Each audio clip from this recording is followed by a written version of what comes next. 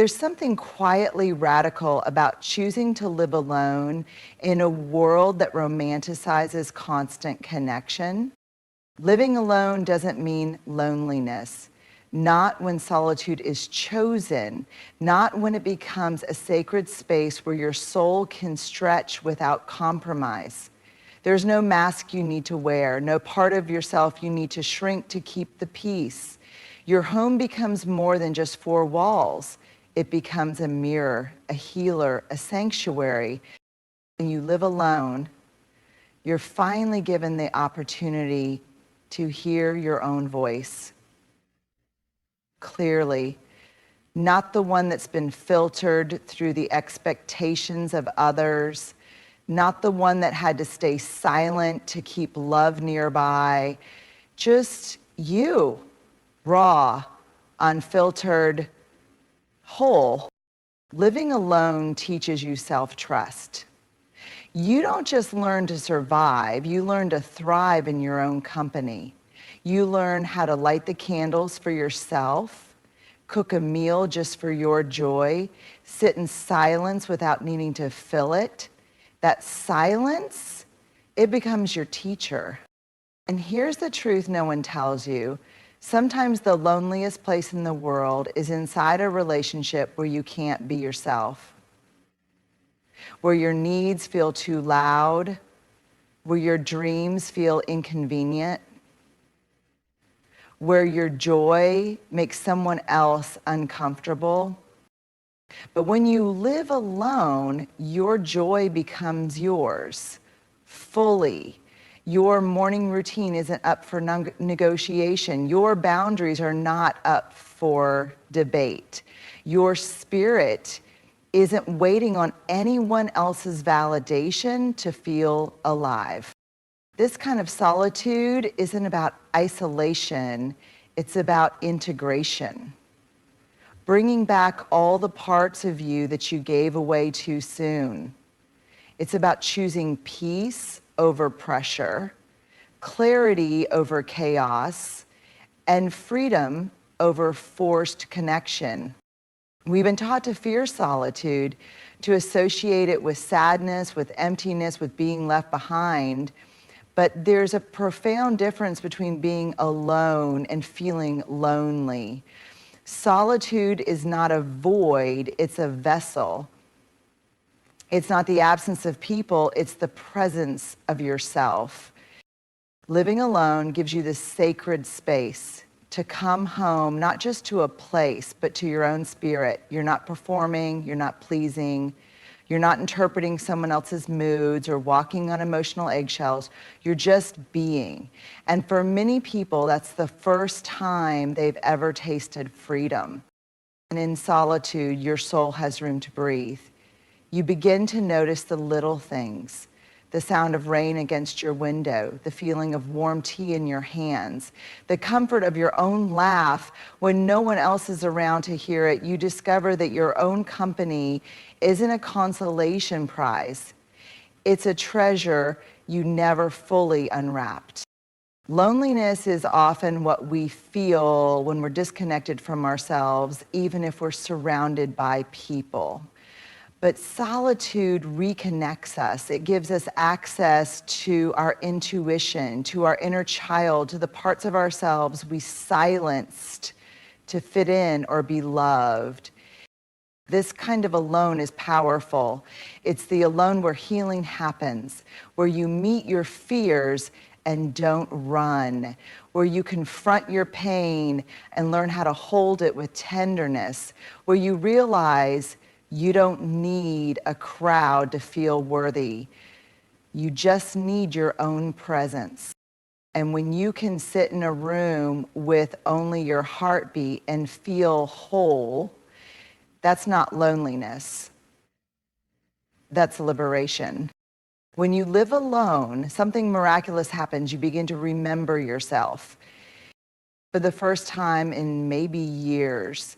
You're not adjusting your tone to avoid tension. You're not making yourself smaller so someone else feels bigger. You're not dimming your light to keep someone from feeling uncomfortable.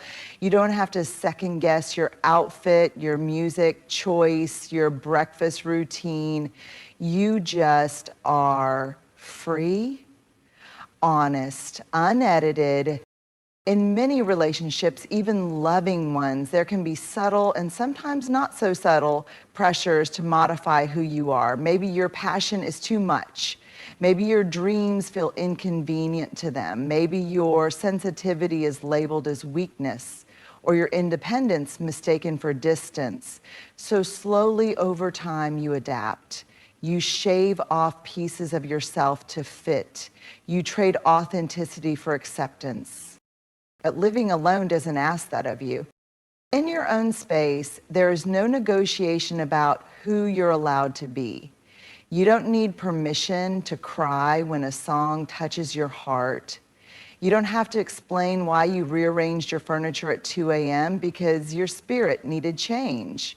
You can laugh loudly, dance badly, wear pajamas all day, or speak to yourself out loud without the weight of being observed or judged. You get to build a life around your energy instead of bending your energy to fit someone else's life. And this isn't just about comfort, it's about identity. When you stop filtering yourself to fit into another person's expectations, you start reconnecting with parts of you that were never broken, just buried. Your voice returns, your opinions sharpen, your emotions become valid again, not too much, not overreacting, just true.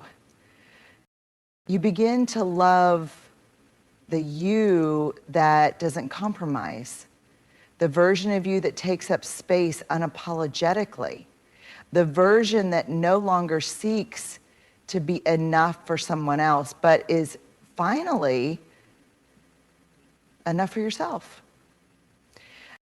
And when you're finally allowed to be fully yourself, not in moments, not in fragments, but every day, in every room, that's not just freedom.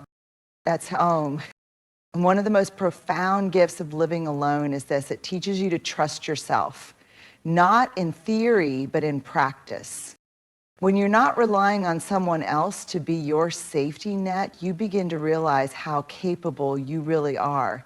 You become the one who fixes the leaking tap, pays the bills, chooses the paint color, sets the boundaries, and makes the hard decisions.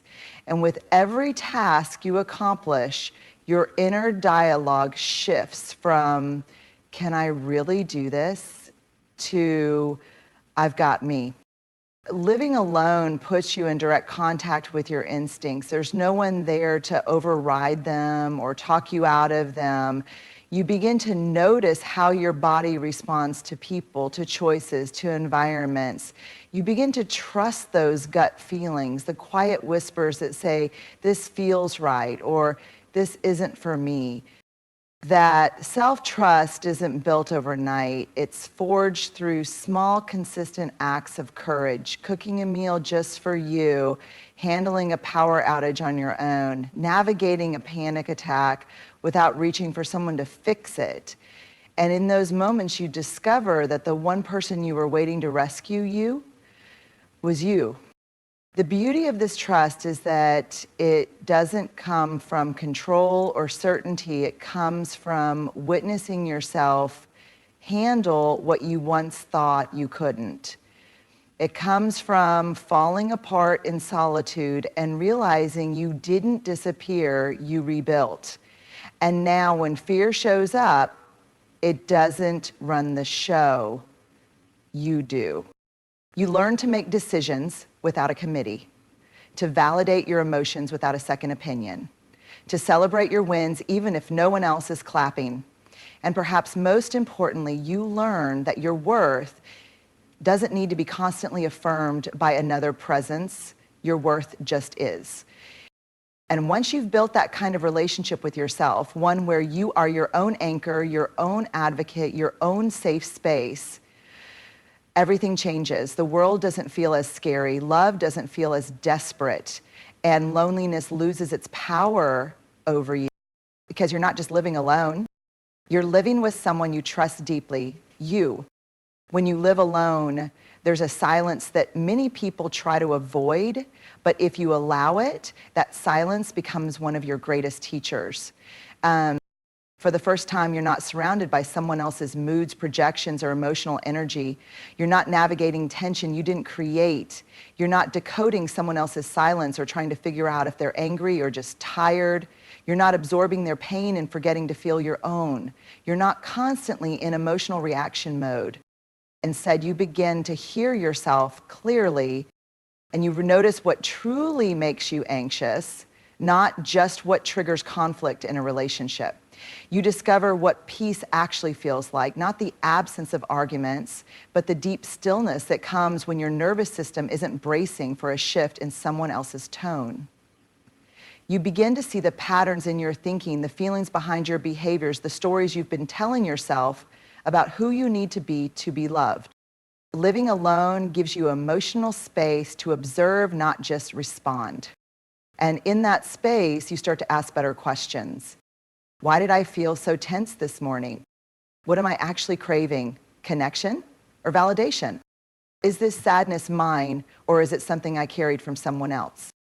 What do I need right now, truly? You're no longer performing emotional caretaking for someone else. You're not rushing to fix the discomfort. You're finally sitting with it, learning from it, and in doing so, you build emotional intelligence that is rooted in truth, not codependency. Clarity doesn't mean you stop feeling difficult emotions. It means you begin to understand them. You name them with honesty instead of shame. You tend to them instead of pushing them down. You stop outsourcing your emotional needs and start tending to your own heart with compassion, presence, and care. And here's the most beautiful part. Once you've experienced that level of emotional clarity, it becomes very difficult to settle for anything that confuses it again. You no longer mistake chaos for passion. You no longer confuse anxiety with chemistry. You no longer chase people who can't meet you emotionally. Because now you know what your emotional baseline feels like when it's not being constantly disrupted. You've met yourself in your calmest, rawest, and most honest state. And that clarity becomes a compass. It becomes the standard by which you measure everything else. When you live alone, one of the most life-altering realizations you experience is this: your peace is yours, fully, wholly, and finally. It's not something you negotiate. It's not something you protect from daily friction. It's not something you beg for in a space that's supposed to be safe but never really feels that way. Your peace is not on someone else's mood swing schedule. It doesn't shatter when a door slams, a tone shifts, or someone withdraws affection without explanation.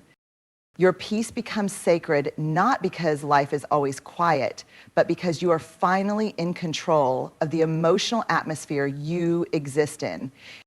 When you share space with others, especially in romantic relationships, peace often becomes conditional.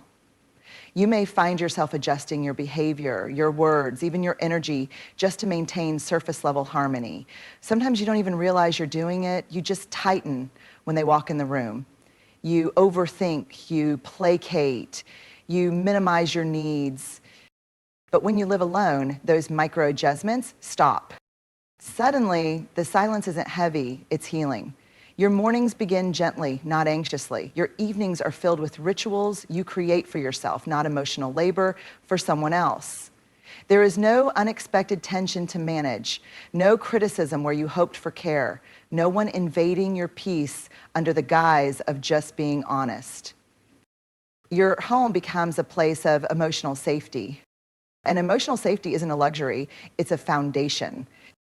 You light candles because you want to, not to set the mood for someone else. You play music you love, eat when you're hungry, and speak to yourself kindly because no one is around to make you feel like those things are silly or indulgent.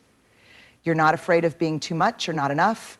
You are simply you, at peace. And peace is not boring, it is revolutionary.